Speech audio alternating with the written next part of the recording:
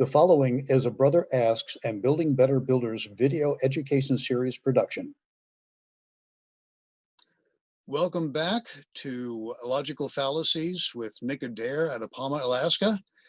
This is the number 4 in our series of the videos having to do with logical fallacies, and we have Nick with us continuing this yet 1 week later, and we have changed our shirts. So we're a little bit more formal, but not quite like slick hair back formal. How are you doing, Nick?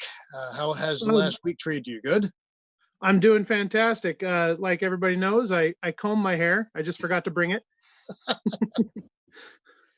Yeah, everything's fantastic here. I'm loving the format of this this idea that we had. The 10 to 15 minutes, or I think is very digestible. I think people can watch 1 or 2 and go about their day and come back for more when they're ready.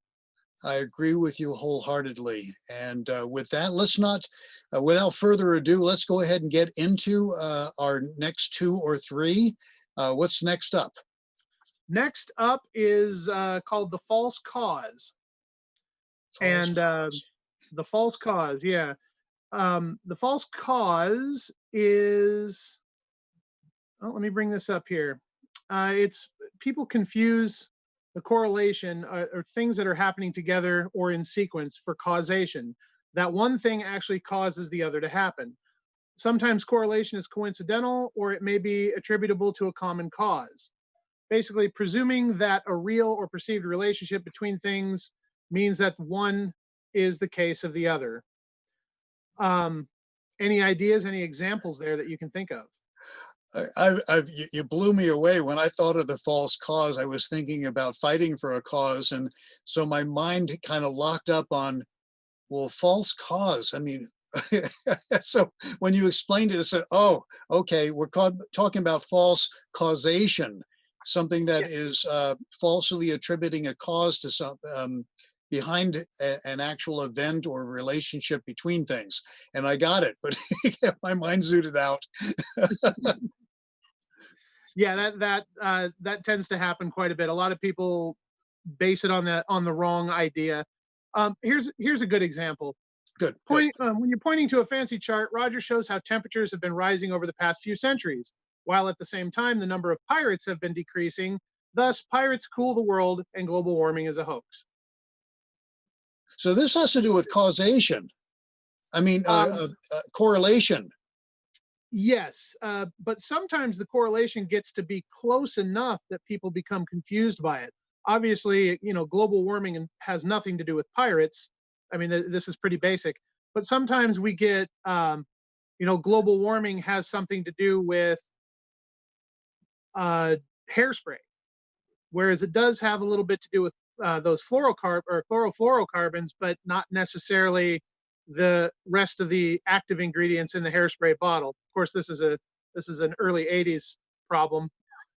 Aerosol hairspray cans are pretty much gone now, but people used to equate them together. So you get a spritz can of hairspray and people are like, oh, that destroys the ozone layer. Well, not necessarily. That's kind of a false cause. Fighting hairspray to get rid of the problem with the ozone layer, as opposed to fighting the right types. Okay. So this, again, goes back to looking at a correlation between two things and making sure that the correlation's true as opposed to perhaps assumed. Yeah, you really want to make sure that when you're having a discussion and trying to get to the truth, you're not bringing up something that doesn't fit into the rest of the argument as basically a false cause. If you're having a discussion about global temperatures rising, and then somebody says, well, the number of pirates have been decreasing, so pirates cool the world and global warming is a hoax, that has nothing to do with the original argument. And you have to determine that's the case. We see these kind of logical fallacies creeping up online and in discussions on Facebook and forums all the time, where somebody brings these correlations up, and they act very convincingly that there is actually a correlation when you examine them, you pull it apart, you recognize, no, it's more of a coincidence in the accepted understanding of what a coincidence is. Yeah, a lot of it does come down to coincidence, or it doesn't actually apply. So yeah, and the problem though is when the false cause is so closely related to the real cause that people don't exactly know, can't see the difference. Gotcha. Thanks, Uh, Nick. What's next up on the list? Next up is the ad hominem. Ah, Um, like we've never seen this one before. right. Yeah, this one comes up quite a bit. An ad hominem attack can take the form of overtly attacking somebody or casting doubt on their character. The result of an ad hominem attack can be to undermine someone without actually engaging with the subject of their argument. Attacking your opponent's character or personal traits in an attempt to undermine their argument. Somebody comes up with, even if it's not even a valid argument, if they say something and for you to respond to it, you say, well, I don't know how I could believe you. You got a bad haircut today, or you smell bad, or anything could be said. You're too old. You're too young. Just attacking that person's character in general. So what we're doing is we're taking light off the actual issues of discussion and uh, casting doubt on the source, attacking the source, demeaning and depreciating the source, uh, taking a look at the source's credibility. And so you never actually address the issue at hand. You're too busy quibbling over other things that have nothing to do with the topic at hand. Yes, I like to refer to this one as the 4-year-old argument. When a 4-year-old says to another 4-year-old, "You're not being very nice," and the other one says, "Well, you're being a duty head." That's an ad hominem attack. But here's an example. Say, after Sally presents an eloquent and compelling case for more equitable taxation system, Sam asks the audience whether we should believe anything from a woman who isn't married, once arrested, and smells a bit weird. We see this kind of thing all the time. Um, I would, whether you're a Trump lover or hater, everybody attacks his bad haircut and the fact that he's got a fake tan. That doesn't have Orange anything. man bad. Right, orange man bad. That doesn't have anything to do with his policy. You can, or policies. You can agree or disagree with his policies, absolutely. But when you start saying he's an idiot or he's got orange skin, that you're completely ad homineming the argument or the discussion. And in the relationship to Sally, she presents an elegant, compelling case. And the problem is that because they're focusing on the fact that she's a woman, she's not married, been arrested, smells weird, they're quibbling on things that have nothing to do with the compelling case that she presented. Right. And in this particular instance, Sally is presenting an eloquent and compelling case for an equitable taxation system, which has nothing to do with marriage, being arrested, or smelling bad. Now, if Sally was up there trying to tell people how to stay married, and then the attack came up that she's never been married, that's a little more accurate. Maybe not entirely appropriate, but still it's closer to excuse me, it's closer to what the original argument is. Oh, yeah. And this is another logical fallacy that is used online and in the forums and newspapers and in the press ad nausea. I think I Yeah, pronounced the that ad right. hominem. Nauseum. Yeah, ad hominem is Yes. is a big one. I've seen plenty of political cartoons online that are just making fun of people's character. As a matter of fact, caricatures of political um, people, like I said, the orange Donald Trump, or what's the lady's name, Cortez, and they always portray her with really big teeth. That's an ad hominem attack. And real That has wide nothing to do. eyes. Right. That has nothing to do with what she is trying to present or her arguments. Again, whether you agree with it or not, that's not the point. The point is making fun of her person is an ad hominem attack. Yeah. Okay, great.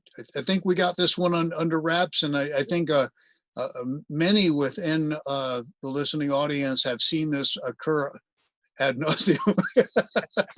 And then we'll go ahead and do one more. This one's a great one. Everybody likes this, and pretty much everybody knows what it is. This is the loaded question.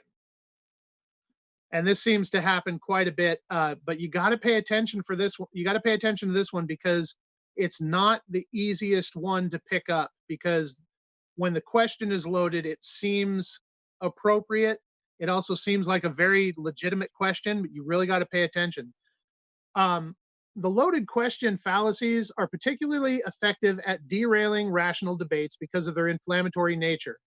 The recipient of the loaded question is compelled to defend themselves and may appear flustered or back out. That that kind of thing can really destroy an argument, and sometimes people use it just for that purpose. So when you're asking a question that has an assumption built into it so that it can't be answered without appearing guilty.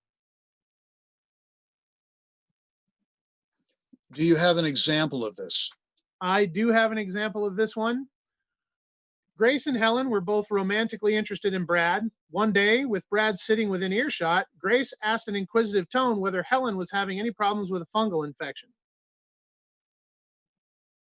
You don't, she can't answer that question yes or no, because first off, it's misleading. Helen probably doesn't have a fungal infection, but if she says, yes, I'm having problems with my fungal infection, or no, I'm not having any problems with my fungal infection, in both cases, she's admitting to having a fungal infection. You know, Um, you know, oh, I'm looking at this and I'm saying to myself, I remember being taught this as a closing technique in sales. It's called the assumptive close, where you basically you ask a closing question as if the person was going to buy one thing or another, or the basic or the premium, the blue or the gold, and of course, as was reminded to me just recently, are you having problems beating your wife anymore? You know, right. That's probably the most famous one. there's an assumptive close going on here in the question, and it is very leading because it's asked as if it's a yes or no question, and it assumes that it's relevant to the situation. Part of sales, because I've worked sales myself, is assuming the sale. You assume that the person is going to buy, and a lot of like used car salesmen will say, "What can I do to get you in this car today?" That question can't be answered appropriately if somebody can say nothing, but they don't want to do that. They have to kind of field themselves through the question. But you're absolutely right. That is the loaded question is basically stacking the deck and making it so whether the person says yes or no, they still agree to the presumption in the question. So, what are some of the key points that have to be looked at when a loaded question is put forth? What are some of the flags? What I tend to do, and one of the troubles with like watching the news, is that the information flies past you so fast, even an ADD kid can't keep up. But you have to stop and listen to. You actually have to stop and ask yourself that question, and then ask yourself, what if I said yes? What if I said no? If both of the answers for yes and no, which is the positive or negative answer to that question, if both of those answers lead you to the same conclusion, it was a loaded question. What would be an appropriate way to address immediately, almost like training yourself with a bunch of ways of responding to an assumptive question, no matter what comes your way? It's a difficult time. You need time to do it. It's difficult to do that because, like I said, the news keeps going and going and going. When you're watching it, the media keeps blitzing and blitzing and blitzing, and eventually it's going to overrun you. You have to be able to take a sidestep, walk away from the situation, and say, I need to think about this before I make a decision. The loaded question, I think, the whole "Have you stopped beating your wife?" Which is one of the most famous iterations of the loaded question. I think came out of a court case where the prosecutor was asking the defendant that question, and that's when the defendant says, I can't answer that question, yes or no," and had to get the judge involved. They had to take 5 for that person to really think about what was being said. I, as you were sharing that direction, my mind went immediately to something that I've seen recently.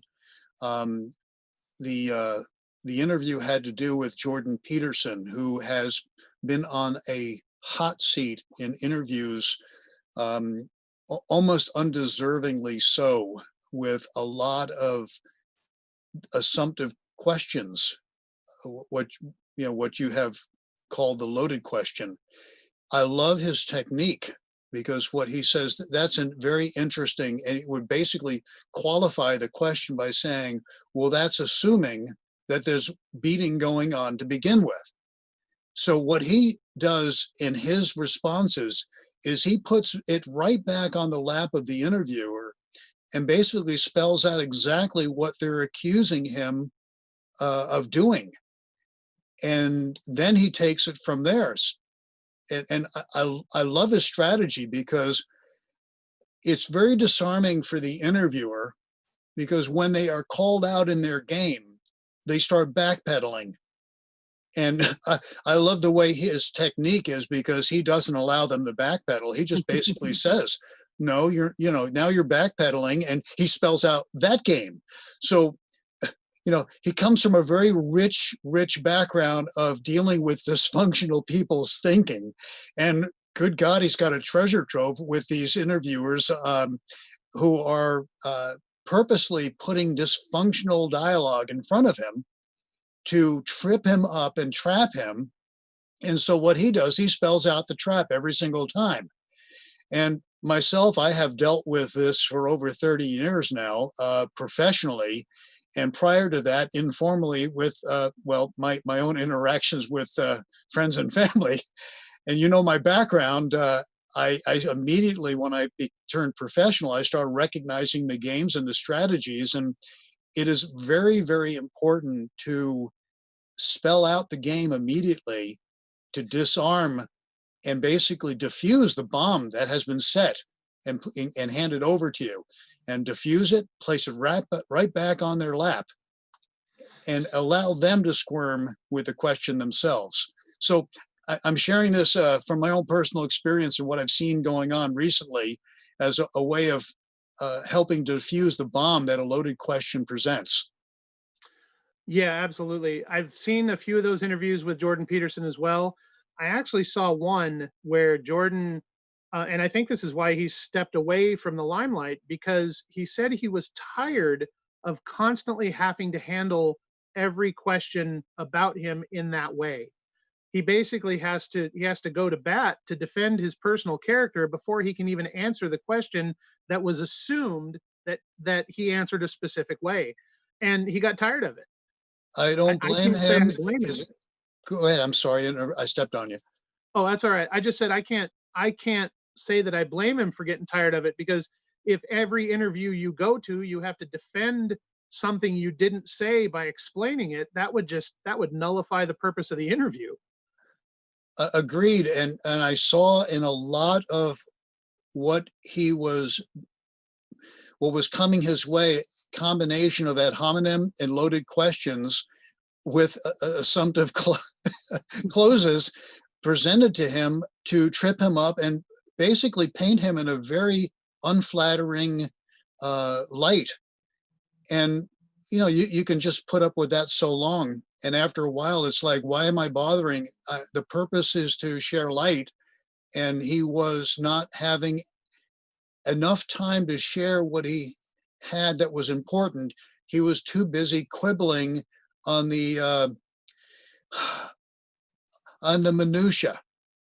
He was being drawn into the quibble, and because he was the interviewee, they wouldn't change the question or alter the course of the interview to actually find out what he wanted to say or what he was there for. They'd just bring up a previous situation and turn it into a quibble, and just sit there and bicker back and forth about it. So yeah, he got Agreed. tired of it. And he took care of himself and Mhm. redirected his energies. We've done 3, so why don't we go ahead and close this down and move on to a new one with a new video. So we'll be right back with the next segment. You've been watching A Brother Asks and Building Better Builders video education series production.